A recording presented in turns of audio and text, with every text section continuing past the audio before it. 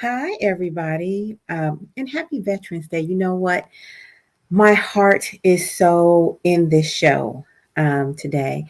I am going to just share a little bit about my favorite veteran, and it was my uncle. So basically, he was a great uncle, but he's my favorite veteran just because of something that he did for me when I was very young. Um, I was sitting in the back of the car and the exhaust started to back up into the car. Before I knew it, I was out and I was slipping away. And when I woke up, I awoke to him breathing air into my body. And I was only about, I had to be less than 8 years old, but I still remember it. My uncle was in um, the war and he fought for our country and he did not come back the same. I want to be honest. He did not come back the same, but he was a very, very beautiful and gentle man and he saved my life. So that is why he is my favorite veteran. I hope you did something to honor a veteran today. But enough about me and my story. I have for you today Mr. Aaron Witt. How are you, my friend? I'm doing well. How are you? How are you, Coach Love? I'm doing amazing. I'm doing Good. amazing. I'm pretty excited about today's subject matter. Real quick, because you have two favorite vets. I'm gonna throw up this picture. Check it out for me. Tell me about those guys in the photo. Yeah. So the first picture, that's my dad. My dad, he did 21 years in the Army. He retired in 1993, I want to say. And my son, my oldest son, who came on kind of late at the last podcast, if you guys kind of remember, he was on guard, so he couldn't get on in time. Travis, he's currently serving in the military at Fort Bliss in El Paso. And he currently just reenlisted for another 4 years. So I want to say shout out to my pops, George Witt, and to my son Travis. And I want to, and to the rest of the veterans, I want to say Happy Veterans Day and thank you all for your service and much gratitude. Much Yes, gratitude. yes, yes. Freedom is not free. Freedom is not free. Yeah. You know what? And you kind of serve the veteran population in a special way, correct? Yeah, that's correct. So, working on the behavioral health unit, that's the new terminology that we would call, the psychiatric ward at the hospital. Being in the greater St. Louis area, over here on the Illinois side, up towards, Shiloh and Swansea and all of that. I When I worked at Touche Hospital in Centerville, and then when I worked at SSM St. Mary's in Centralia on the behavioral health units. We would serve the Air Force population that would, sometimes have difficulties with some PTSD or depression, and I would do therapy, inpatient therapy with them, and assessments with them, and we would try to connect them with services once they were discharged from the hospital on the behavioral health unit or psychiatric ward as many people formerly know it as. And so yeah, it's it was an honor and a privilege. A lot of homeless veterans, Hmm. a lot of veterans who have been suffering and just been find it hard to get the mental health help that they need. We would be kind of their first step into that process with getting the help that they needed. So Hmm. I'm going to step you back because you know these guys love you. They want to know about your dad. They're asking you a question about your dad. Is your dad still alive? yeah, my dad's alive, man. And he's in Birmingham, and he's retired, and what he's doing now is he works as a volunteer with the veterans and the Veterans Administration down there. So he kind of helps them would get their disability. He goes and he does some counseling there.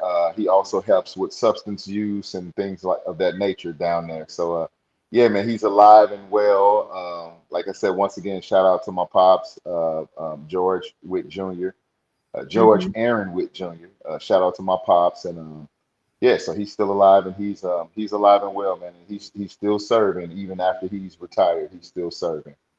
So So, you know what? Earlier, you told me that the reason why your dad serves in the way that he serves right now is because he's seen so many guys not get what they need. Tell me what you meant by that. So, when we talk about the veterans and, a lot of the paperwork that's involved with, the VA administration and, those veterans who have served and those who are just unaware of how to get disability, how to unaware of how to get help. He's been able to kind of liaison that process for them. And what he does is he gets the paperwork started for some of their disability. He helps them and points them in the right direction as far as getting mental health help, getting Mhm. substance abuse help, and things of that nature.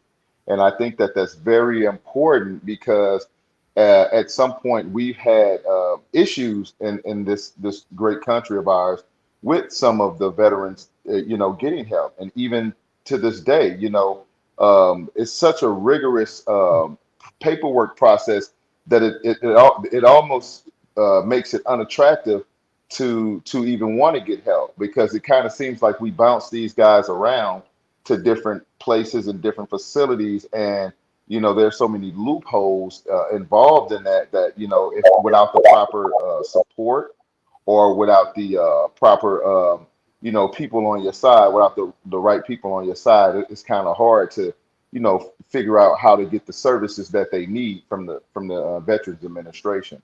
And So let's so, let's let's get down to it because earlier we were talking, getting ready uh, for this call, and you being so sweet now, but you was actually mad. You were like, they don't have what they need. yeah, yeah, because it is, it sometimes it's a disservice, and I don't want to point the finger specifically at anyone, but I mean, let's face it, we know in this country that there's been a lot of issues when it comes to mental health and when it comes to the veterans getting what they need. You serious And about this? yeah, very serious about it, because I've seen it firsthand. I've seen young men, who've come in, young men and women who serve currently this country, who's come Hmm. into the facilities, and it's hell trying to once you're military and you're trying to get set up with aftercare appointments for psychiatry and stuff like that. It's so many loopholes. And what I used to do on the psychiatric ward there is when people come in, I do assessments, I do therapy with them, I do group with them, and most of the times during a one-on-one therapy, you know, I would also double as a social worker, right? Because Hmm. most of the times when you're a therapist and you're working inpatient, a lot of times we have to set them up with aftercare services. And so Okay. what we would do is we wouldn't discharge anyone until they had aftercare services. But you have to understand, when it comes to getting the proper treatment, mental health treatment, insurance plays a big role in this. And so a lot of the military population who may have what is it, TRICARE, Right. some of it it's kind of hard for them to for them to get services, civilian services, and because on most posts, when they're trying to get mental health help, they outsource to most of the hospitals outside of post, most of the civilian hospitals. So once Hmm. they do that and they go to the ER, the emergency room in most of the hospitals, then they end up, if that hospital doesn't have a behavior health unit or a psychiatric ward, what they'll do is they'll send them, to another hospital. They have an intake process. So, Okay. intake would, field the calls to let different places who have those who may have beds available. They'll let them know that we have they'll talk about the patient and what's going on with them. And most of the times they'll end up, in a hospital in the area, and it could be within a 100, 200-mile radius at times. And so once they get to us, we would be tasked with trying to make sure that they are set up with the proper help that they need once they leave us. Because we all know that mental health, once it starts somewhere, we have to create a pipeline for them to get a continuous care. And so once they leave us, some places, from the veterans that for the active duty, Mm-hmm. it's so many loopholes with the insurance and trying to set them up with counseling, because some of these places might not take insurance, some of these places might not take some of the counseling places might not take insurance, some of the psychiatrists might not take insurance, and a lot of times you can't see a psychiatrist until you have a primary care doctor. So if you're dealing with these doctors on the military bases and the military posts, but then they end up outsourcing you to a hospital, then they're kind of stuck there trying to figure out what the next move is. And so it's a vicious cycle to where, once we release them and back to their commanders or whatever, and we're not able to find them the proper help that they need, then the cycle starts all over again. And for those homeless veterans, a lot of times when they come in, this is where my dad would usually come into play at. A lot of the veterans that, are trying to get substance use treatment, they also have TRICARE, and a lot of civilian places don't take that. And so they have to sit up and wait for beds at the VA.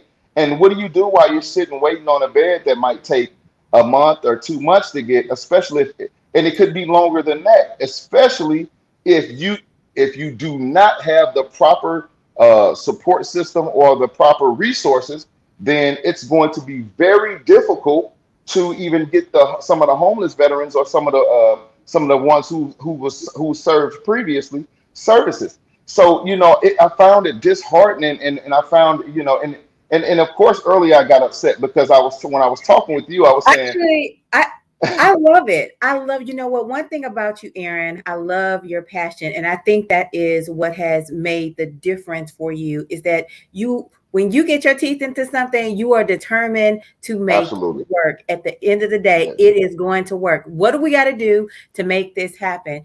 And so I love the Because fact this is all I have. This is all I have. And this is my baby. When we talk about mental health and mental health awareness, a lot of people, they say it and make it a cliche, but this thing has been going on for years. This thing has been going on for years. So I want to talk about some of the things that people do not necessarily, we think mental health, right? But we don't Mhm. think PTSD is the reason why a family might be getting a divorce, or Yeah, getting separated. yeah. Or Mhm. PTSD might be the reason why there is domestic violence in the Yes. home. PTSD might be the reason why someone cannot keep a job. It's because Mhm. they're living in a traumatized cycle. Heck, Yeah. PTSD might be the reason why somebody's having a meltdown over Yeah. something absolutely minor, you Yeah. know. Yeah. Um, And seemingly minor, because what I used to tell people who would come see me, there are no big I's and little U's, right? Because mhm, it's something, when trauma has no timeline. And mhm, what's big to someone and what's small to someone, if someone has an ant farm and they're so, depressed and traumatized over one of their ants dying out of 1,000 ants, that doesn't mean that you get a chance to say, hey, what's wrong with you? It's nothing but an ant farm. One of your ants died, because you don't understand what's going on in that person's head. Just like PTSD, we talk about post-traumatic stress disorder, and that's something that also is not just military. When you talk mhm, about a lot of these kids that grow up in urban areas and low socioeconomic status areas like myself, we mhm, usually grow up with a bout of PTSD that we don't even understand that what's going on with ourselves, because you're in mhm. an environment, you're damn near in a war zone, especially when you grow up, and so dysfunction, like I said, like I always say, becomes function. So you don't really understand that what's going on at the time is something that later on in life, once you find out, like, hey, you know, that wasn't right, looking back on it, and you've went through these years and you've had bouts of depression, bouts of anxiety, and you don't even know where they come from and you can't identify it. Now a light bulb gets to come on because we brought so much awareness to this mental health stuff. But where do we get the help from, especially in Black communities where we don't feel like, mental health is a thing, right? So there are certain cultures that like our culture that we don't look at mental health as it's a thing. I was just watching something about some of these young rappers who they're always carrying guns or going to jail, and it seems like a vicious cycle. And people misunderstand these kids because growing up in these neighborhoods, that's a war zone in itself as well. And so a lot of the population don't understand, and they judge and they talk about well, why this kid has a gun, or why this person does this and why this person does that. And we wonder why growing up in those areas that almost like going to jail is a rite of passage. I could sit up and be talking to a couple of my homeboys, when I decide to go down to my neighborhood, and the first thing they'll say is, you ain't been to jail, or you ain't did that no time. Like that's a rite of passage. And what we have to understand is that when we're traumatized and we grow up in these environments, where's the help? Where's the help?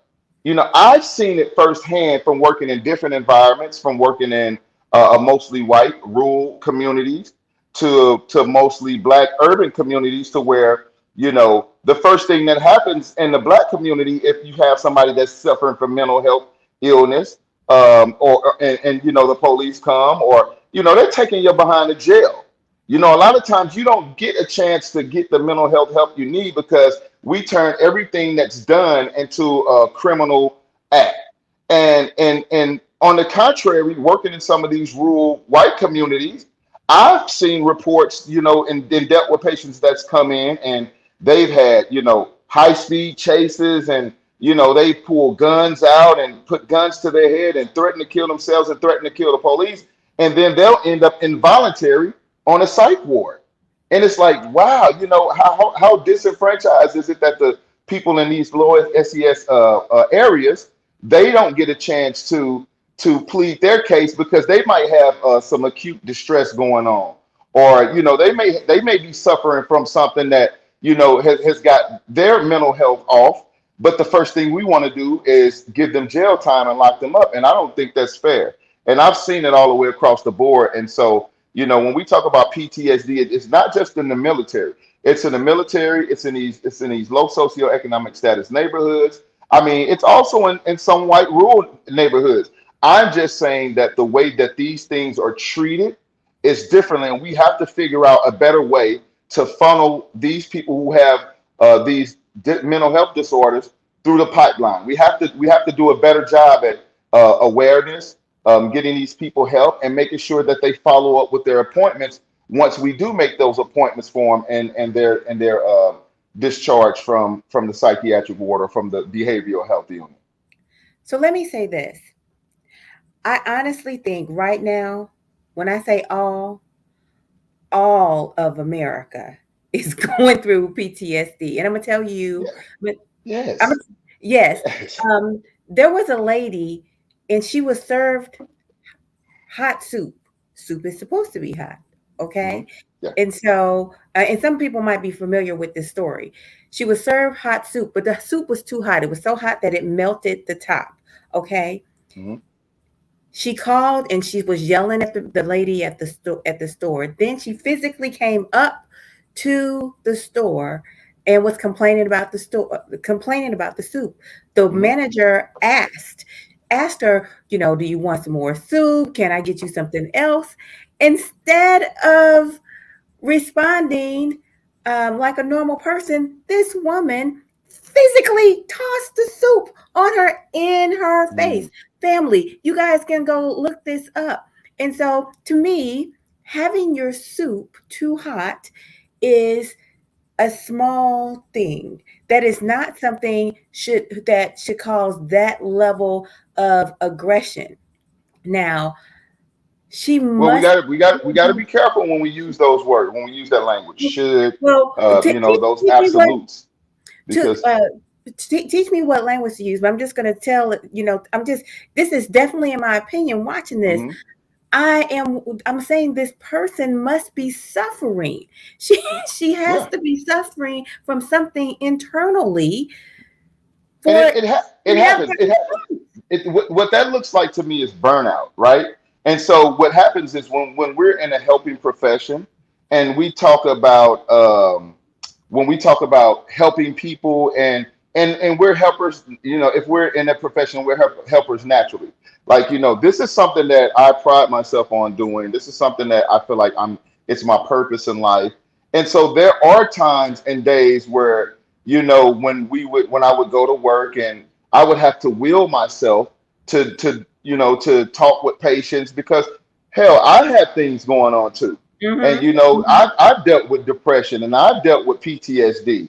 And so these are some of the things on the forefront that when we're dealing with, it's not fair to counter transfer some of that energy on other people, but we also have to hold others accountable, around us, because they should know what it looks like. If I'm going to work every day, and I'm working all of these hours, and because we're short staffed, and I'm willing to work, then someone ought to say, hey, Aaron, wait a minute, no, it's okay. We'll try to figure this thing out, because next thing you know, I can try to pick up all of these shifts. Excuse me. bless I can you. try to thank you. I can try to pick up all of these shifts, and out of the from the bottom of my heart, and out of the kindness of my heart, and be it that I feel like, I'm a battery charger, right? So I always tell people, no, don't worry about asking me for help, because that's what I do. Mhm. I'm the battery charger. If you're the phone and you need charging, just sit yourself on me, because I was blessed to be able to be in a position like that. But we also have to recognize and understand what burnout means in mental health. And I think a lot of times, from talking to a lot of military veterans, and a lot of people in my neighborhood, and low socioeconomic status neighborhoods, and just a lot of people who were dealing with mental health in general. A lot of times when you're dealing with burnout, some of these jobs can say, yeah, yeah, take your mental health day. But as soon as you take a mental health day, and they're short staffed, then it's a problem. So I think we just need to do a genuinely better job at making sure that the people that are in these helping professions, that we hold, that they're held accountable, that we hold those people around us who are higher in authority accountable, when it comes to us making sure that we get the proper rest and relaxation that we need. One of my favorite quotes is, you don't have to work every day all day to be successful.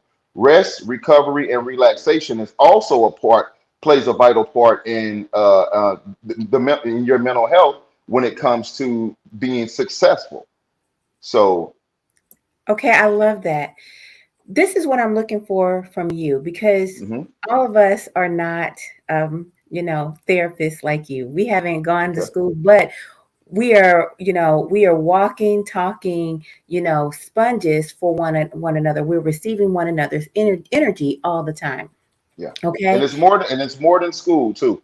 One of my doctors, Dr. Gorka, he used to always tell me, Aaron, make sure you have empathy over intelligence, because you can learn all of these things in school.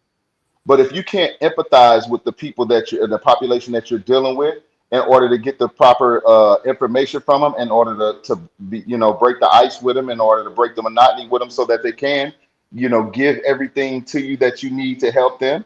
If you can't get the things that you need to help them, how can you help them? It don't matter how much information or knowledge that you gain. You have to have those skills, to where they genuinely understand that you're there trying to help them. So I agree with you, and that's where I'm going with this. I Mhm. am wanting you to help us as lay people be equipped, because I promise you, everybody watching is trying to navigate the maze of the high frustration level that Mhm. is, in the atmosphere. All right. Yes. How do we diffuse a situation that we see that's ratcheting up? You know, I'm looking for that. And then how do we recognize in our own self when we might have sadness, but it's coming out as anger. I'm really noticing that. As a matter of fact, can you hit that one first? How can someone who is having sadness pop out as aggression and anger? How can they help themselves? How can they be redirected? Well, that's a great question. A lot of times, and that's one of my top skill sets. You know, a lot of times when we have people who have displaced anger, you have to help them to understand that that's what's happening. Okay, because a lot of times when people have displaced emotions, and they're really sad, but it pops off as anger, you have Mm-hmm. to sit down with them and help them to understand what's going on. And more times often than not, if you can't understand the physiological part of it, Mm-hmm. then it won't help. So helping them to receive this information, by starting with physiological. I know that it sounds cliche when we say breathing techniques or just counting and stuff like that. But those are things that really work. And I'm gonna tell you why they really work. Because a lot of times, if you're not getting enough oxygen to your brain, then you're Okay. not thinking rationally, right? Okay, so think about Oh, boxers. wait. Does alcohol prevent oxygen from getting to your brain? Alcohol doesn't prevent oxygen from getting to your brain, but it distorts the brain, and it causes the Okay. brain to to think that one thing is going on when actually something else is going on. So that's when people get drunk and feel like they can drive, or people get drunk and feel like they can just beat up the whole bar and club, but they're stumbling over. That's a whole nother thing. But what I'm talking Okay. about is anger. Okay. Um, and so when we talk about displaced anger for people who are sad, and they're displacing, and they're replacing their anger, their sadness with anger. Yeah. It's yeah. So these are things that you start with the elementary things, which is physiological. A lot of times we have to understand that they're both intertwined. Physical ailment and well, physical illness and mental illness are intertwined, whether Mhm. we want to believe so or not. Think about a boxer. If a boxer goes into a ring mad and upset, they're probably gonna lose. More times often than not, it's not personal. But if you're mad, think about it. You're not even breathing. You're panting. Every few moments you're taking deep breaths. So you're not getting enough oxygen to your brain to think rationally. And Okay. once you continue to do that, things start to ruminate. And Mhm. so once things start to ruminate in your head, then the sadness, once it's the same with anxiety, because anxiety can turn into that. People who have anxiety, they're oh boy, they're pacing back and forth. Oh boy, they're pacing. And so their thoughts are not rational, because that's what Okay. anxiety is. All anxiety is it's creating false narratives in your head that Mhm. makes you think that this is something that it is, when it really isn't. And so things like, early prevention techniques, those are Mhm. things that happen to the most, because most of the times when I was working in crisis, I used to tell a lot of people this. Once you get here to the crisis unit, I can tell you all day what to work on here, because now you're here. But when you're dealing with some depression or anger issues or PTSD, or any mental health issues, you have to take precautionary measures on a daily basis. That way, once you get a chance, once you do find yourself in a crisis situation, you can kind of rationalize what's going on, because you'll know the signs, right? Like for myself, I know if I get upset, I might start rocking back and forth and playing with my hand. So I know if I'm doing that, something's wrong. All right, so Okay. I stop right there and I breathe. Okay. Mhm. I know if I'm doing it and I'm upset, if I get a text message and it's like, and it teased me out, because that's a whole nother thing in itself. When we talk about social media and depression and PTSD, a lot of times these messages come across and they might not even be the way we perceive them to be. I mean, they no, no, no. They Mhm. might not even be Ooh. what we think they are, but we perceive them to be something different. So I Right. tell people, before you send a message back, because a lot of times, we'll read a message wrong and we be ready to go in. Mhm. Type the message and let it sit there.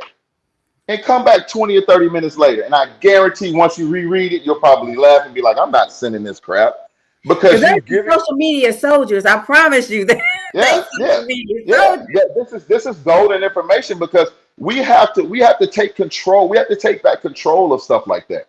Stuff like Mm-hmm. social media and reacting to people because sometimes when you react the wrong way, all you do is put it's like pouring gasoline Mm-hmm. in the fire.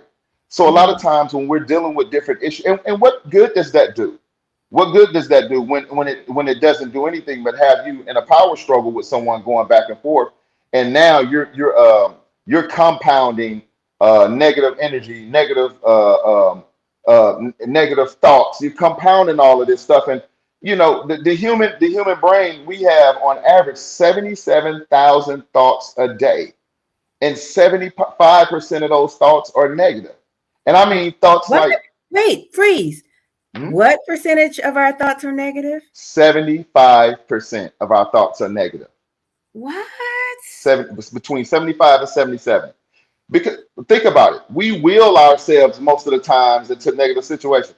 Oh man, how am I gonna pay this bill? Oh, this bill ain't gonna never get paid, or I gotta do this. And we everything like, man, what is that? Is that a ceiling fan? What's that on the ground? Our thoughts. We just have thoughts, right?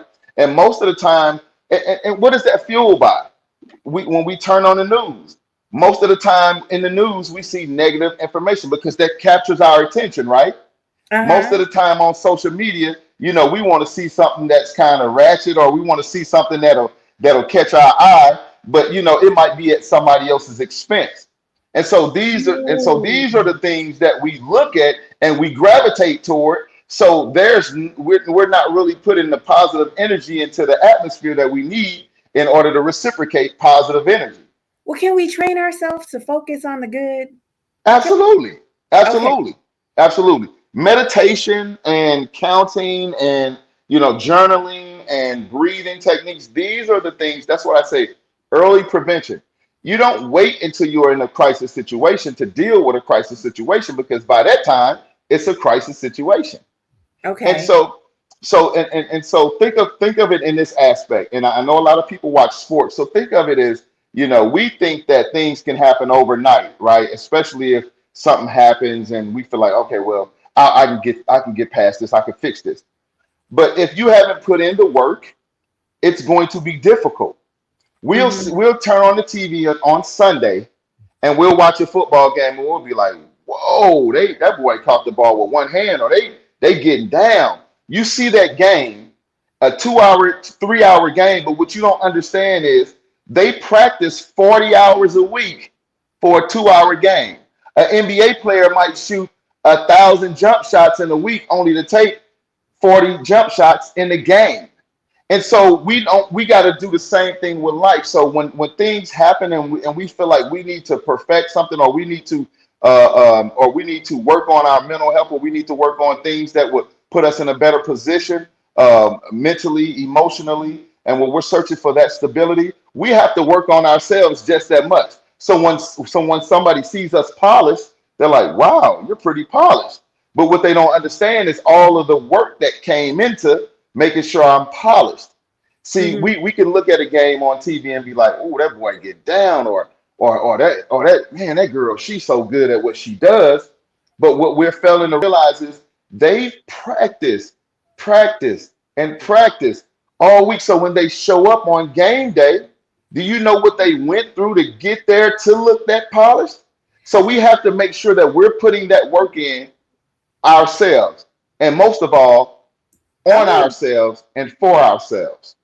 I want to talk about Granny 14. She's Granny 14 because she has 14 grandkids, okay? Uh-huh. She told us that last time. But she says that when she gets stressed out or mad or nervous, she shakes. Shakes her leg. Yeah. She Uh-huh. shakes her legs really Yeah. bad. So is that a good technique? Is that a way to point that energy? Well, it's not a technique. It's a warning sign. Okay, so And that's a so warning sign. yeah, yeah. So that's what I was saying. Once we understand, the things that we do, our body language, 70%, and here we go with numbers again, right? 70% of communication It's nonverbal. You understand? Mm-hmm. You don't walk around all day talking to people all day. You don't be in a house with your family and you talk 70. You'd be a chatterbox if you did that. So when you look at people, when I look at my daughters, when I look at my son, and I see certain cues, or like when we had the podcast the other night and I saw my son, I'm like, he's tired. I understand his body language. Mm-hmm. When I notice other things about my kids, I notice their body language. And so those are things that we have to understand, especially with those loved ones around us and with ourselves. Because if we find ourselves doing certain things, then we should already be able to pick up on those cues and be like, oh boy, something's about to happen. And if you're nervous about something and you notice you're shaking your leg, grade 14, then that's when you stop and you actually slow down and take the time out to breathe. Because before you let those 14 grandkids get on your nerves and you just ready to pull your hair out, at that point it's too late. So once you think find Granny, yourself, yeah, I once you find yourself, go I ahead. I'm think Granny sorry. is about it. Is she? Yeah, Don't take no but stuff. look, even though she's fine about it, at growing up, so those kids are gonna understand that too, because I Okay. know so we know subtle cues. We know when we don't supposed to ask grandma for nothing, and grandma gonna give you a piece of her mind, or we know when we watch our parents. No, this ain't the right time to ask. So we do that with other people all the time. Right. We know the subtle cues, so anytime you find yourself in a situation, that's what I tell anybody who's suffering from depression or who's thinking about committing suicide or anything like that. I always commend those people who reach out for help, and when they would come in and see me and they'd be like, but I feel like a loser because I can't believe I thought about killing myself. And I said, no, you could don't possibly feel like a loser, because what happened is you were able to express that you needed help before you got to that point. And so Mm-hmm. that's the most important thing about mental health. Make sure that you're able to talk with someone or to reach out to someone. And if you don't have anyone to reach out to, there are hotlines, there are therapy hotlines you can call, and all of this stuff is like my kids always ask me questions. I'd be like, Google it. Don't you like we do everything with our phones, Google it. Google, a free therapy hotline, a suicide hotline, all of those things, because we're in such a and see that's another thing what I was saying. We're social media and we have all of this technology and all this information, but how often do we use it for the good? We Mm-hmm. don't really ever think to use it for the good, you know? To be very honest, I had to share the hotline today with somebody Yeah. regarding regarding suicide. I do want to bring that up. If we have a friend Hmm. or we are aware of a suicide situation, okay, we give this number, but what's something else we can do? Because, sometimes it's out of our reach. How should we be responding to somebody in trouble? Well, if the first step is if you know that someone's in trouble and they're suffering from mental health illness, you can call the ambulance and you can call a resource officer, and specifically ask for a resource officer that specializes in dealing with people with mental health, because a lot of times that's a different training, and when you have those officers to come out, they're more patient, they're more kind, and they know the telltale signs. And so once you call the ambulance and you call the law enforcement agency, then they'll route you to the hospital. They'll route you to the emergency room. And once you get to the emergency room, if you've been suffering from, because I have a lot of people who come and say, well, how do I get my brother help? He's schizophrenic, or if my daughter is talking about killing herself and she has depression, what do I do? And this is the area where a lot of people do not understand that they have this outlet. So when you go to the emergency room, the first thing they're going to do, if you're having any of those signs or symptoms or exacerbation of any mental health symptoms, they're going to call the psychiatric hospital or psychiatric ward, and they're going to have you evaluate. They're going to have an intake person to evaluate you. And so once intake evaluates you, then they talk the people in intake. I've done that. I spent a year at a hospital doing intake. We call and talk to the doctors, and this is 24 hours. And I used to hate calling and waking the doctors up at night, but that's something that must be done, and they understand it because that's their expertise, right? So you call a psychiatrist and you staff that patient with that psychiatrist, and you let them know what's going on. And 9 times out of 10, if they meet criteria, then they're able to come in. Now I know. What's criteria? What's criteria? Because I think it's very important Mhm, that we as lay people understand how to communicate. Listen, the mhm, person that I'm connected to right now yeah, is, in big trouble. And I know you have to communicate in some kind of way that this person is a danger to themselves or a danger to others.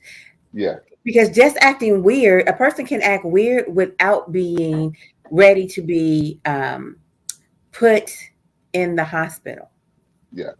So if a person is acting weird, and you say that again, you said if they're acting For instance, weird and what I was trying to say is sometimes you might pick up on signs and symptoms that a uh-huh, friend or somebody yeah, is, yeah, they're not acting themselves. uh-huh, But from what I understand, you have to clearly communicate that mm-hmm, someone is a yeah, danger to themselves cells, uh-huh, or a danger or to someone somebody else. else.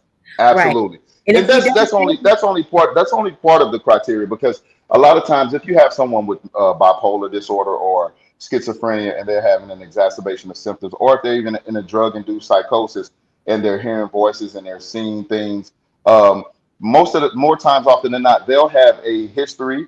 And we use the system called Epic, and a lot of times Epic, you can look and see their mental health history, and so you'll know, like, oh, okay, this person has probably not been on their medication. So that's something that you can communicate with the doctor, and by once you assess the patient. And a lot of times, people who are suffering from those type of mental health disorders, they're going to come in with someone, right? Because and even if they don't, if they come, well, they're going to come in with someone, because more okay, more times often than not, they may come in with the police. Somebody might call the police on the street and say, "Hey, I see this person, acting kind of weird," and then you'll be able to know and understand if they've been making their follow-up appointments or not with their psychiatrist, because it's all in the system. But some of those people who go ahead, what were you I about want to to say? make this a kitchen table issue. I'm trying to bring it to our homes. Yeah. Okay. So you're on the couch, you Uh-huh. know, you sitting there watching some kind of no, I'm telling you what you're watching. You're watching Tiger King because you didn't catch it over the summer, okay? And then Okay. your family member comes through the door. They Uh-huh. they cussing, they fussing, um, you know, and they're just being, they're being aggressive, complaining there's nothing in the refrigerator. You didn't do this, you didn't do that. They're just Mm-hmm. on you, blah blah blah blah blah blah blah. It's constant. It's starting into a rant. By the time 9 o'clock come, they have started cursing at you, tearing you down, and Mm-hmm. everything. You are looking at this person having a meltdown. Okay, Uh-huh. you can see that maybe they are talking to somebody that's not you. Okay, and that you don't see anywhere, in this household. You call the police. Okay, the police say, "Well, ma'am, this guy lives here. We can't do anything." What I'm trying to do is equip us lay people with the Mm-hmm. proper words to help this situation be turned Okay. before it turns into a situation. Yeah. So So help us so get out. when you have so usually when you have a situation like that, and the police might show up, or the ambulance might show up and say they can't help that person, a lot of times what will end up happening is they have to sign.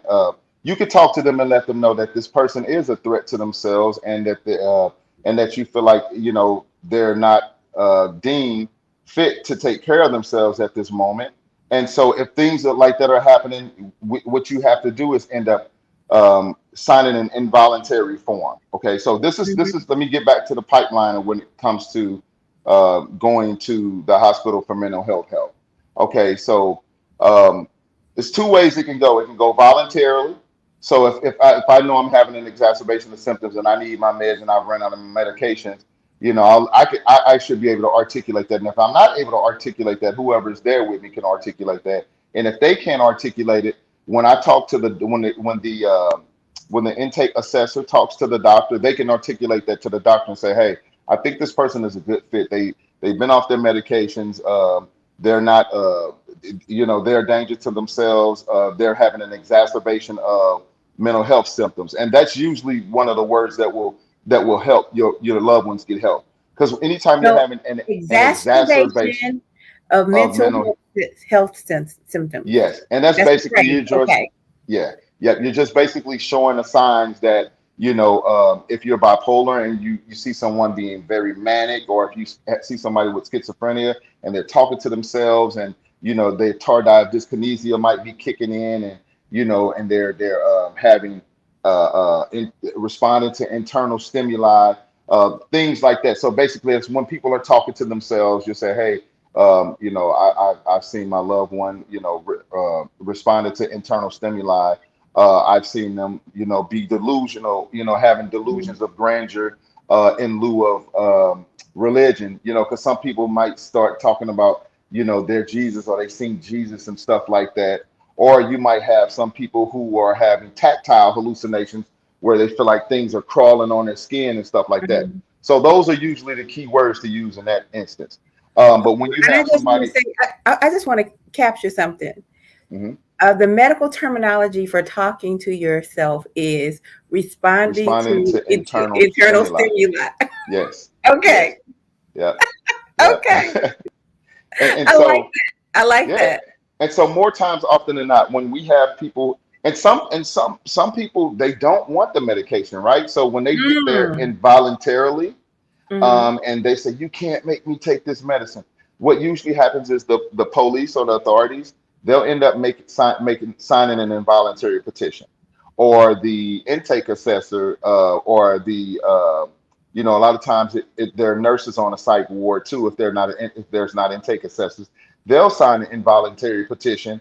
And what that does is it makes the person, it brings the person in to where they have to go in front of a judge. And so we've had court on many a day. So when you have someone who ends up on the psych ward, and let's not forget, it's a locked door, right? So once you're on there, you can't leave AMA. You can't leave against medical advice as if you were on triage, or if you were on telemetry, or if you were just on a regular floor. You can't leave against medical advice, because once you're on the psych ward, there's a 72 mental health hold, and it's just Hmm. like as if you were on an investigation for mental Hmm. health. And so once you get there and they refuse medications, then they'll go in front of a judge. And usually the judge will ask sometimes the therapist is there, Hmm. and the doctor is present, and the judge will start asking the patient questions. And then, more times often than not, if they're still having an exacerbation of symptoms, which they probably will 9 times out of 10, if you decide to take them to court, the judge can clearly see that this person isn't mentally stable enough to make sound decisions on their own. Hmm. So the judge would grant the stay in a mental health hospital, and that person would have to be subjected to taking medication. A lot of times we would give for patients with Hmm. schizophrenia, you'll give them Haldol Decanoate, and sometimes that's an injection that might last 30 days. And what happens with that is we didn't use straight jackets or any of that stuff anymore. All that stuff is outdated, but they do have a restraint chair, because we didn't do restraints or holds, but we would have to place them in a restraint chair, Hmm. and to get them the medications to make them better. Now there are some people, if you have depression, that if you're in there and you're voluntary, or if you're in there and somebody makes you involuntary, you'll be hard pressed to take them in front of the judge, because it's like, I'm depressed. I don't want my medication, and I'm not. I was depressed yesterday. Then I'm not depressed today. And sometimes, those are people who are suffering from acute distress disorder. So sometimes when we have those people that come in, and like, me and my girlfriend might have gotten to it, and she's like, I hate you. I just don't want to live right now. And if I hear that and I call the ambulance and say, hey, And if I got somebody else there that says, hey, this person was talking about killing themselves, they still would have to stay there on a 72-hour hold, and they wouldn't have to see the judge or not until they at least got better. And we were able to, because anytime you're on a on a behavioral health unit, we do not discharge you to the streets. The good ones don't anyway. Okay. Okay. Um, they make sure that you have a primary care appointment, and they also make sure that you have a psychiatry appointment before you leave there. So once you leave there, you have those resources in place. And I tell a lot of people that's what happens. That's what early prevention looks like.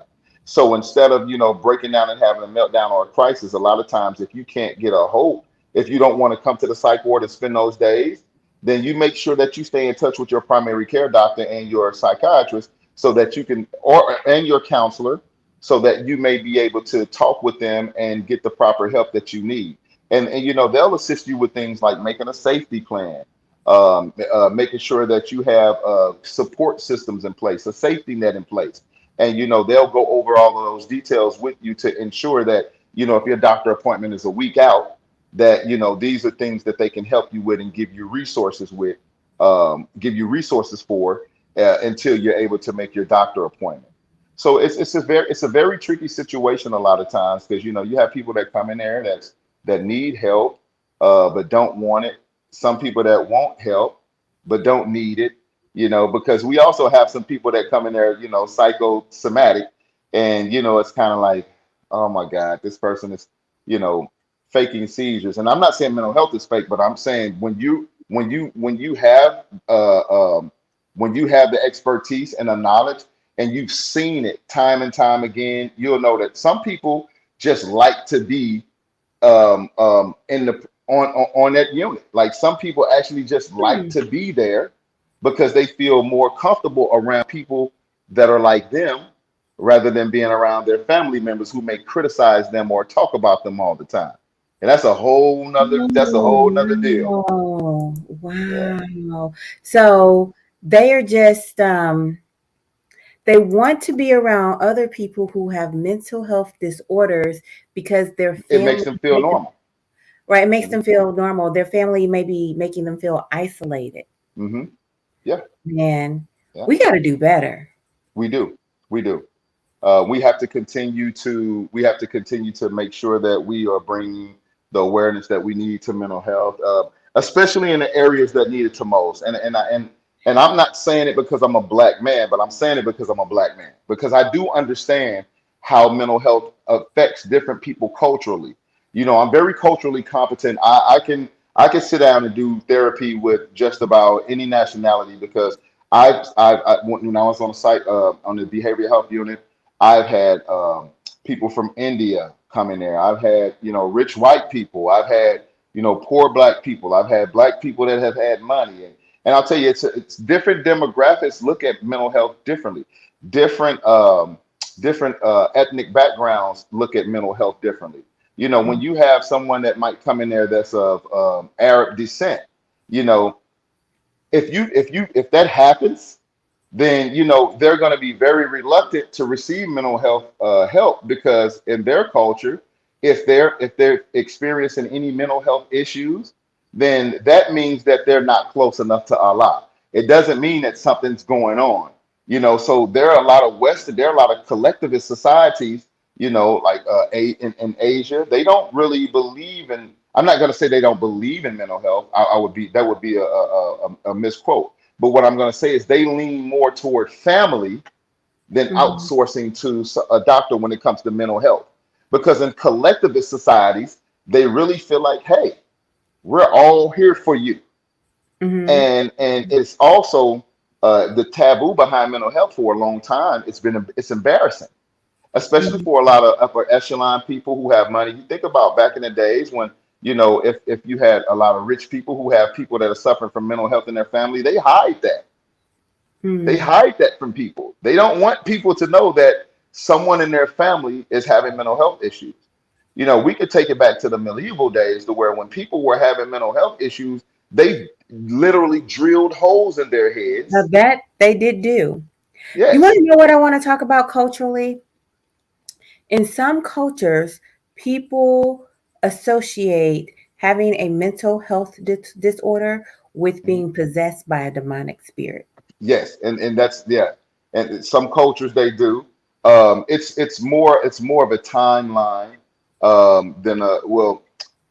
I guess when you talk about No, certain it's out there on the internet right now. well, Like no, well, yeah, when you the talk young about people. certain countries like Haiti, you know, you know, that's an actual thing. Voodoo, it's an actual thing. You know, that's not something like when we think about voodoo, it's kind of like yeah, Halloween, but no, those are things that when people are suffering from mental health, they really do exorcisms and they really do voodoo on people to try to drive the demonic spirits out of them.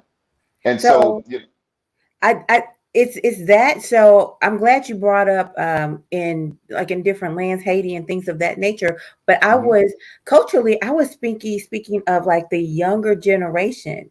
Like I mm, noticed that people who are what is it, Generation Z? yes. Generation Z are is really embracing the possibility that mental health is connected to demonic spirits. So I wasn't Mm. even talking about what Wow. land you're from. I was talking Wow. about this Wow. this That new now, age of young people. now I can't speak directly to that, but what I can speak on is the amount of Generation Z patrons that I've seen who they don't believe in anything. You know, when you say, hey, like, you Mm, know, I always ask that question, what do you believe in? Is there something out there that you believe in? A lot of them are blank when it comes to that, and they do not believe in any entity, any other entity. And so it leaves the door wide open for whatever whatever it is that they want to practice or however it is they want to feel. It leaves that door open because a lot of times, you know, we when you're raised with certain structures and certain morals and certain values, you're kind of taught, you know what's right, what's wrong, what's helpful, what's harmful. But when you have certain generations that may isolate themselves, okay. certain generations that may depend on one another through social networking. Okay. Yeah, think about it. When a kid turns 13, 12, 11, 12, 13, their biggest influence isn't their parents or their brothers and sisters anymore. It's their peers. And Hmm. so when we have these, and so when we have these, the ability to talk with our peers without anyone knowing, if you can go in a room and close the door and you're on the internet all day, fraternizing and communicating with your peers, and you guys are devising different plans or coming up because a lot of times those kids they're trying to find someone who feels like them so they can fit in. And once they Okay. find someone online or find something or any entity online to where they can fit in, then it becomes a question as to, you know, how am I going to live my life? What rules and set of principles are going to guide me throughout my life at this point? And so when you start, like, when we were young and we started hanging out with gang members and start doing, those are kind of the principles that guided our life because it's like, these people love me. These people will do anything for me. So Mm. so in our unknowing minds, so in our immature minds, because as I've said on numerous occasions, the frontal lobes, the part of our brain that controls rational thinking and the rational thought process, isn't fully developed until we're 26 or 27 years old. And so Yeah. a lot of times a young child or a young adolescent or a young teen may think they know and understand. They may think they know, but they don't understand. You can Hmm. know a lot of things, but being able to put it in context is something different. Mm. So we have to do a better job also as parents, with being more proactive when it comes to our kids because I have young kids and my daughters and I've also gone through certain stages where people have had to call me and be like, hey, I don't have social media outlets like that, but I will because I'm trying to get myself together and build a brand and I'm gonna end up advertising a lot of my counseling things on there, but you know people will call me and say, "Hey, man, is everything all right?" And I'll be like, "What are you talking about?" Be like, well, your daughter posted on Facebook, nobody loves her, and this, and I'm like, "Wow, is that can't be?" And so Hmm. think about how many parents go through that, when you're Mhm. sitting in the home and you're providing tender loving care, you're doing everything you can to make sure that your children are healthy physically, mentally, emotionally, and financially, only to find out that they got a whole nother set of rules in their head that's governing the way they think, and you have to find out through a third party. So I think we need to do a better job with monitoring this, and I think social media needs to be held accountable a lot of times too, because we do a lot of things on social media, and a lot of people get away with a lot of things on social media that affects people negatively. Not saying all the time, Yeah, yeah. but You know what? more times often than not, it's negative because More that's soldiers the way of the world. That's the way of the world. That's what's keep more attractive, soldiers. you know. Okay. So before you know what, this is a big, big, big subject. Okay. Yes, But yes. so we're not going to get it all done. But can you give us three things we should be watching for with the people we care about when it comes to PTSD? Um, Well, one of the things that you should watch out for is aggressive behavior. Okay, aggressive behavior when it comes to PTSD.